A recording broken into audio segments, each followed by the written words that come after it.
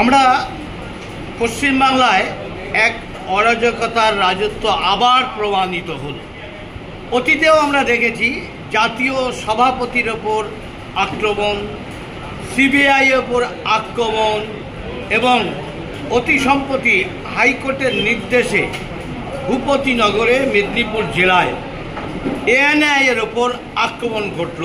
পরিকল্পিত দেশবিরোধী শক্তি যারা জয় বাংলা স্লোগান দিয়ে এটাকে বৃহত্তর বাংলাদেশ বানানো চায়, তার সমর্থকরা আজকে আবার এনআইয়ের ওপর আক্রমণ সানিয়েছে।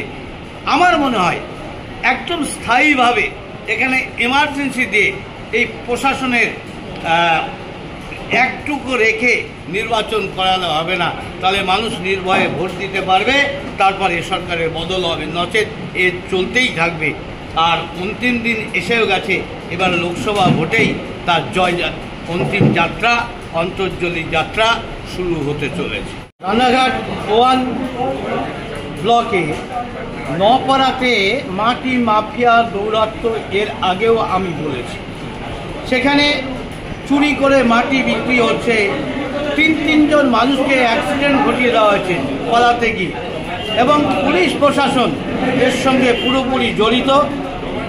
আর কাটমানি খেয়ে এই অপরাধ কাজ চলছে। এরপর বন্যা হলে বা নদীর বাঁধ জল ঢুকলে পরে ওখানে প্লাবিত হয়ে যাবে, মানুষের দুঃখ দুর্দশার এক থাকবে না, দেখার লোক নেই। প্রশাসন পুরো নির্বিকার, আর এর সঙ্গে জড়িয়ে রয়েছে তৃণমূলের মাটি মাফিয়া অসৎ চক্র, যারা অবৈধভাবে মাটি বিক্রি করে টাকার মুনাফা করছে।